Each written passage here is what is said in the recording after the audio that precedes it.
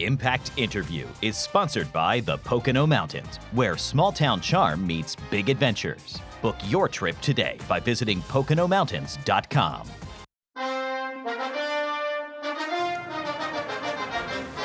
Well, welcome back. Time for our Impact Interview. There are some exclusive lists, and then there's head coach of the Pittsburgh Steelers. You can count on one hand the amount of guys that have held this prestigious position, and we are honored to welcome Mike Tomlin to Nittany Game Week. Coach, thanks for the time. We really appreciate it.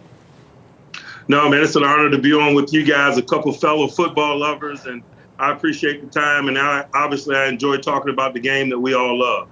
Well, look, we call this our Impact Interview, and in your career, you've been around some of the most impactful coaches in the game, from Jimmy Laycock, who spent 39 seasons as the head coach at William & Mary, to guys like Tony Dungy or Dick LeBeau. All coaches borrow and blend things from their journey. As you've successfully created your own identity, how much of some of the coaches you've played and worked for over the years impacted your philosophy?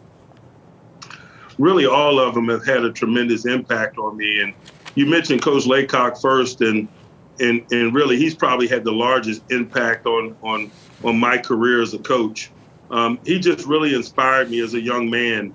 The professionalism that he brought to the game, the preparedness that we all felt playing for him, the confidence that I played with because of the confidence that he displayed were things that I wanted to model as a coach, and I wanted to be like him. And really, guys like that led me to the profession. Mike, one of the hallmarks of the Pittsburgh Steelers has been a culture that fosters consistency of leadership that really allows coaches to build for the long term by building a program rather than the short-term quick fix building a team. In both the NFL and college game, how important is that focus on the enduring program over always looking for the quick fix? It's the only way that you can deal with the unforeseen. And so I think regardless of level of competition, it is a tremendous component of team building and program building. And I think the number one component of the conversation is relationships. Football's our game, but we're in the people business. The relationships have to be real and intimate, and you can't expect unique results unless you have real intimate relationships and ones that are transparent and truthful.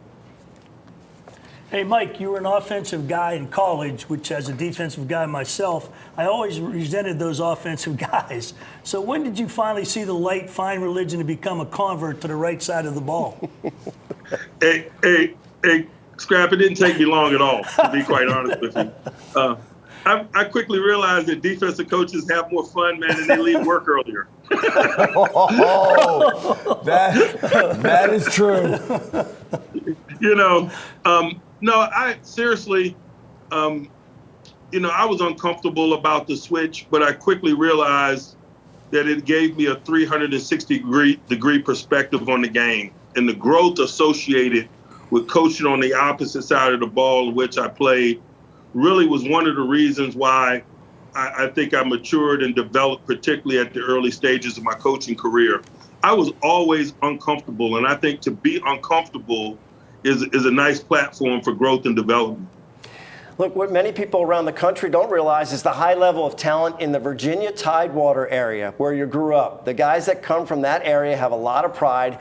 How much of what you learned in your time playing in that hyper-competitive high school environment is still with you every Sunday?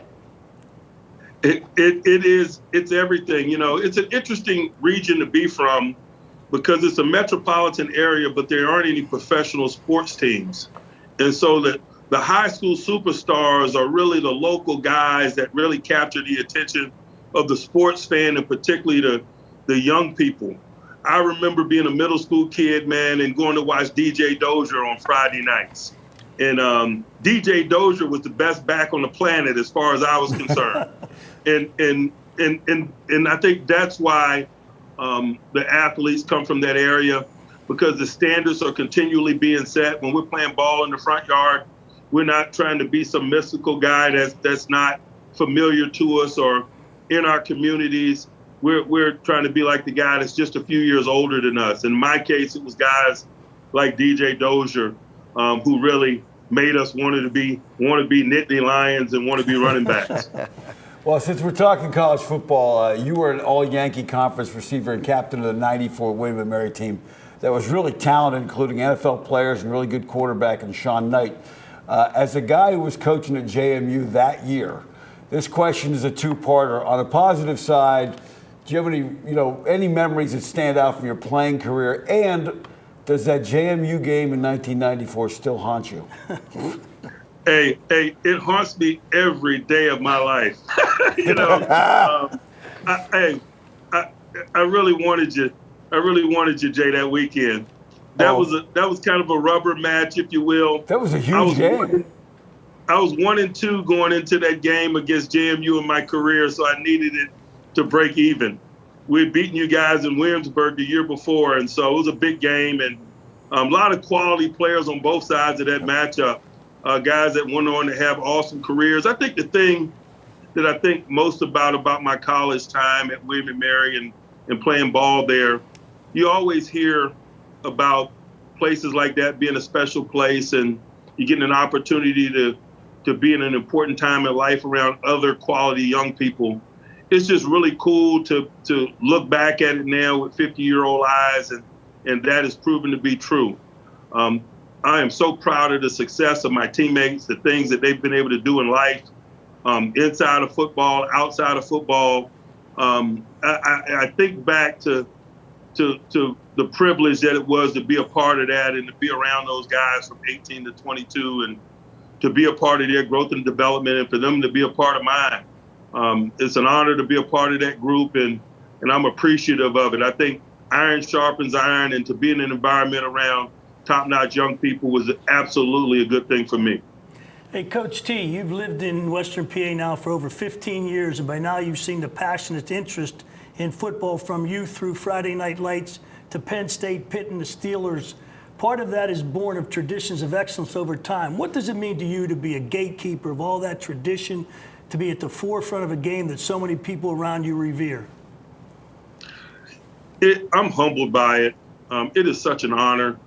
I often laugh about having an opportunity to do what I've done here for the amount of time that I've been able to do it here. It's perfect for me. I've always had feelings about football that are aligned with the sentiment of this region. I didn't have to buy into it. I already bought into it. It's been a great place to raise my kids, and I wanted football to be a central component of that for my boys and so forth. And it's cool to be a part of. I respect it. I give it my all. I embrace the responsibilities that come with what you described, and I don't wear it as a burden, man. It is an honor. I am appreciative of it, and I'm hoping that through my efforts that I am creating another generation of young people that feel about the game the way that I do and others. Wow, that's great stuff. Look, we'll get you out of here with just one more, and that's really just about college itself in the sense you got a son playing the game. You see the players coming, making the transition from college to pro. What do you see in the college game that you like, Coach? What is transitioning well to the program when you see the players, and what are some of the things that you'd like to see them do a little bit more of to get them more pro ready?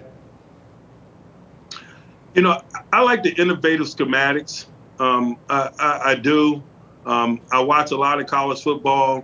The calculated risk-taking that occurs at that level is always interesting to me. It's always on the cutting edge. It always turns up in the college game, quite frankly, before it turns up in our game. And so I watch it with a keen eye.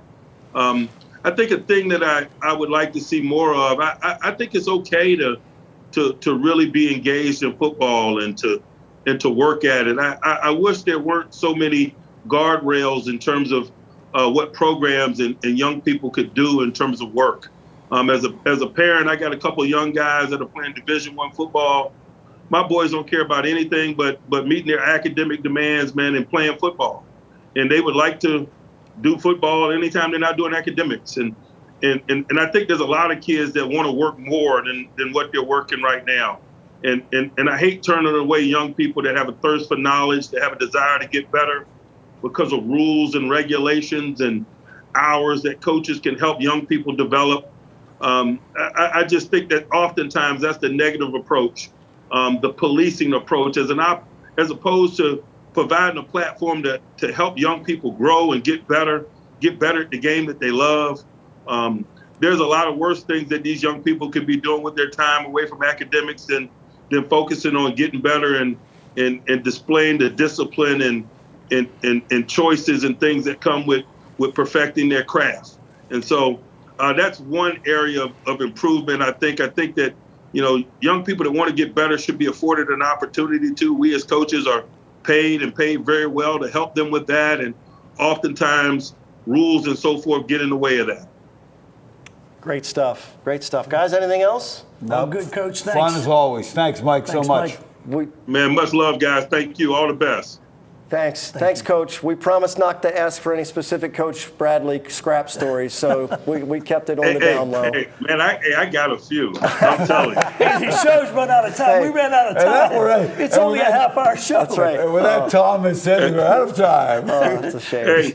Hey, man, I'll see you guys at the lot, brother. Yeah. Take care.